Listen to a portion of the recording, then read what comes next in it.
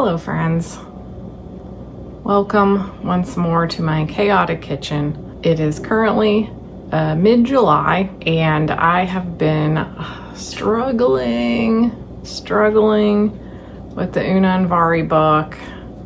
I'm at the end, like the only scene left to write is the end, and I'm just like stuck. One of the questions I get on the channel fairly frequently in the comments is like, what is your process? How do you get past a point where you're stuck? How do you plot and plan a novel? All that kind of thing.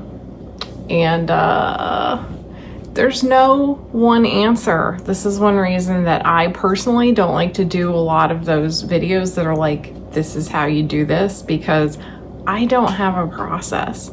Every book has its own way of coming into being, and this book is being so annoying. Like, usually when I get to the end of a manuscript, that's when like, okay, all systems go. I know what I'm doing. I have the ending. I just write it. Like, usually the ending always comes quite easily. It's all the setup to the ending that's always difficult. But this book has kind of caused me problems the whole way through, and now I'm at the ending and I still just feel kind of like I'm not entirely satisfied with what I have planned out for it, and I'm not sure why.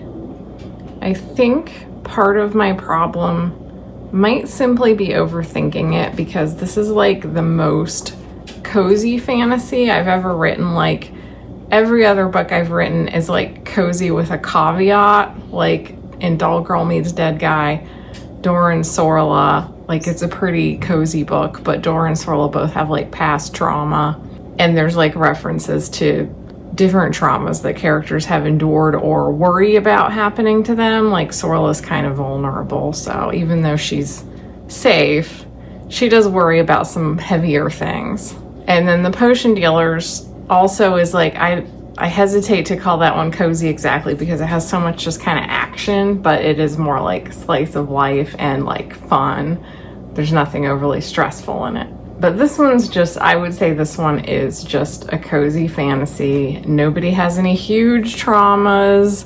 Vari's gone through the war and he's gone through some things, but it still doesn't come across, I don't think, as like super traumatic. Disheveled editing, Lydia here. I actually think I'm kind of like underestimating the traumaticness of the scene where Vari does come off the battlefield and is injured, and what he goes through there. So I don't want to make it sound cozier than it is. But generally, once that's taken care of, the rest of the book is fairly smooth sailing, I would say. And like, the characters, they don't have a whole lot of really heavy baggage in their past or anything like that. So, and there's not like a lot of conflict throughout the book, and I don't mind that at all when I'm reading. In fact, it's kind of like what I want right now, because the world feels like it just has enough stress and conflict. I don't need it in my books. Like, as long as things are happening and I'm curious to know like, where do the characters go, that's good enough for me right now. But as a writer, I keep second guessing it and thinking, is enough happening here? Do I need to like up the stakes of this? Do I need to add an extra plot line here? And I think I keep questioning that part of it. Like, is enough happening here? So that's kind of where I'm at with that. And I'm just kind of sitting with it a little bit and seeing if I get some inspiration as to how to wrap it up. So I'm probably going to spend some time like reading and just seeing if I kind of like, I hit on what is the problem. Sometimes it just needs time to percolate. But I am going to work on like editing what I have so far, like doing like final line edits on the earlier part of the book, so that when I do write the ending, I've already gotten done those early line edits and I don't need to go back and do more work on it. I feel like I need some greens, so I just made a beautiful salad for myself. I've got lettuce, my mom's homegrown cucumber and radish again, medallion onions, walnuts, salami, and some raw milk blue cheese. I've been kind of rethinking some of my diet lately. I've kind of felt more like I want to spend more of my budget on just really premium, simple, basic foods, like buying good cheese and like the best ingredients, rather than spending any of my money on like pre-made food, because I can throw this together pretty simply, and I'm home all the time, so I usually can always come up with like 10 minutes to make a salad. But it's so much more motivating to eat a salad when you have like good cheese to put on the salad. So I have that today. I also put a little bit of herbs on it, and it has a very simple dressing made with olive oil, red wine vinegar, and a little bit of olive brine from a jar of olives that I ate all the olives, but still like to use that tasty brine. So I'm gonna eat my salad, and then I'm gonna try to work on edits and hope that my brain works in the background. Fingers crossed.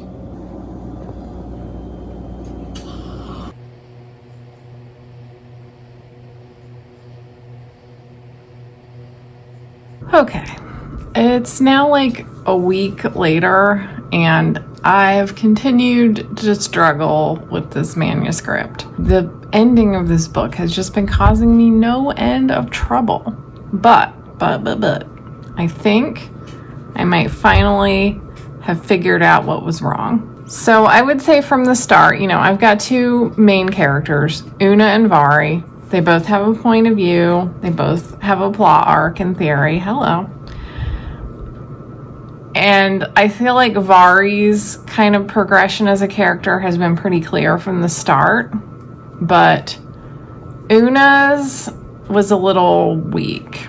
So when it started, I knew that she wanted to find Vari after he got lost in the war, and that she likes him, but she's kind of in denial about it because she always had this idea of more of like this sexy, brooding man. And Vari is quite the opposite of that. He's like a very just cheerful kind of guy.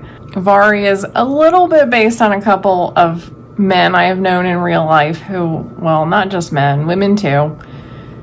A couple of people I've known in my real life who are just so like friendly and positive and kind of always in a good mood that it's almost on the brink of being kind of doofy or irritating, but at the same time, it's sweet. But also Vari does have anxiety. He's a very anxious person along with being very sweet and optimistic and friendly and encouraging to his friends. He's just nervous. He has trouble standing up to people. He's not like a very manly man. So I knew as part of his plot progression, I wanted him to grow up and become a little stronger, a little more able to stand up for himself. I wanted it to feel organic. I wanted to like listen to the character and let him evolve in a way that felt like believable. Not where he has like such an epiphany that he just becomes like this tough guy all of a sudden. And as someone who's very anxious and has trouble standing up for myself, I know how difficult it is to get past that stuff. So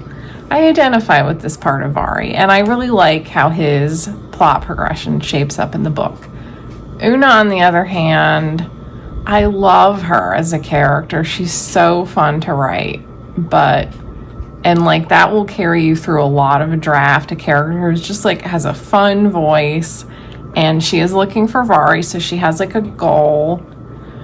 But after she finds him, it kind of peters out a little bit because she's so obviously like had to acknowledge that she likes him, especially when she sees him again after so long.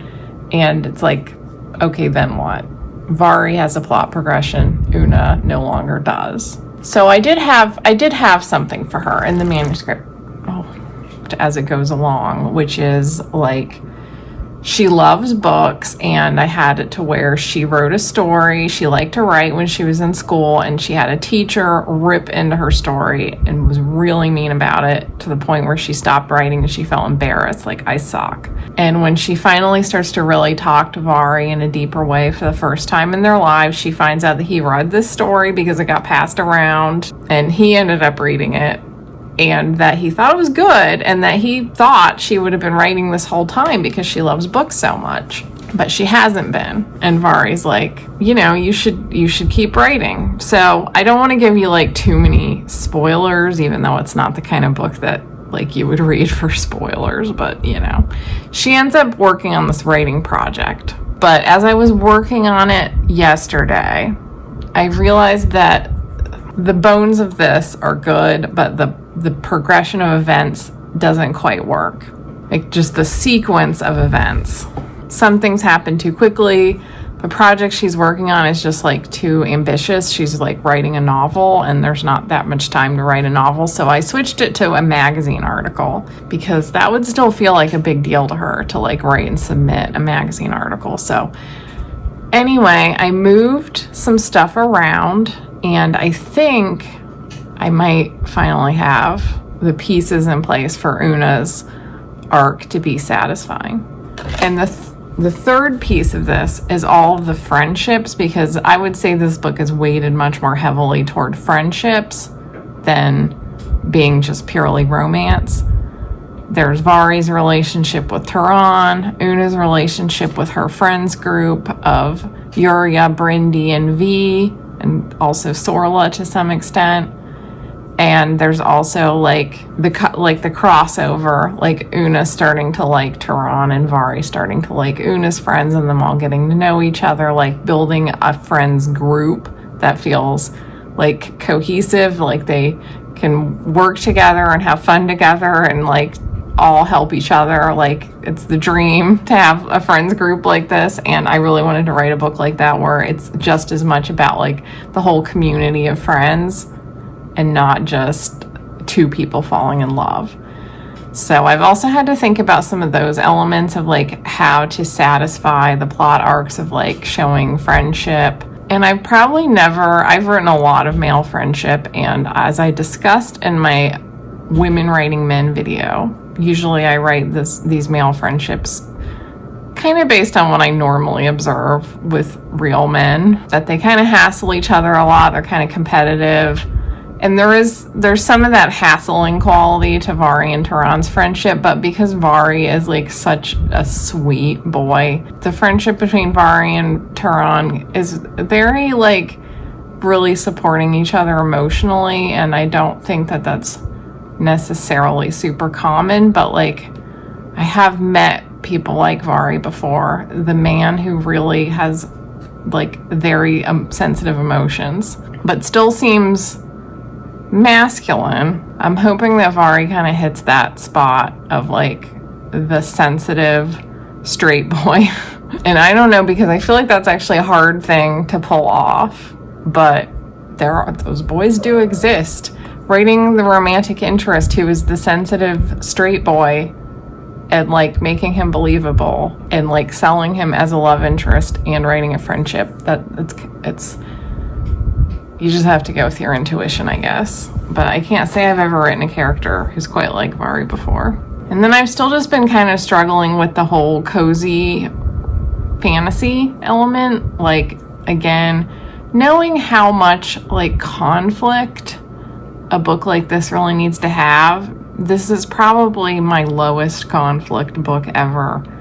I feel like there's continual plot momentum of like people evolving as people and dealing with like little inner conflicts and little external conflicts. And there are a few crazy things that happen in the book. I mean, it starts out with Vari being on a battlefield and like almost dying. So there is some of that more traditional fantasy novel stuff, but generally it's very, very like slice of life intimate and doesn't have a lot of big conflict, but it has a lot of those kind of just little micro interactions that like, I guess what I'm thinking with my cozy fantasy, like something that's on this micro level, is that there's not necessarily like big obvious conflict on every page like you would traditionally aim for with like most books, but there is change on every page. That's kind of what I'm aiming for, like thinking of instead of conflict is change,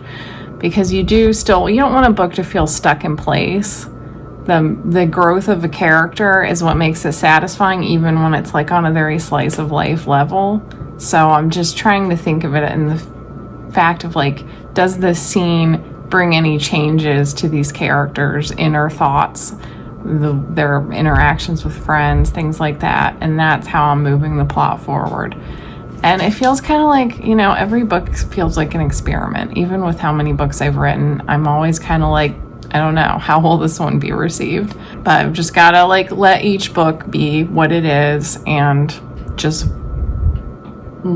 combine my intuition with my knowledge of the craft and just do my best. So I'm gonna work on getting these pieces in place now that I kind of have rethought Una's plot arc in the second half of the book. And then I'm hoping that after I've done that, I will feel confident about writing the ending, because I know what I want to happen, but it just felt like the pieces leading up to it were not in their correct places, and that was just holding me up and has been holding me up for weeks.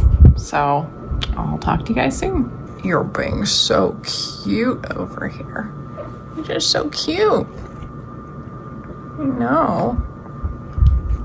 Oh, I didn't mean to hit you. I can't see you. Looks like I've got the phone in the way. Yeah. There's a baby. There's a baby. She's so good when she wants to play. She never really scratches too much. You sure do want to play, though.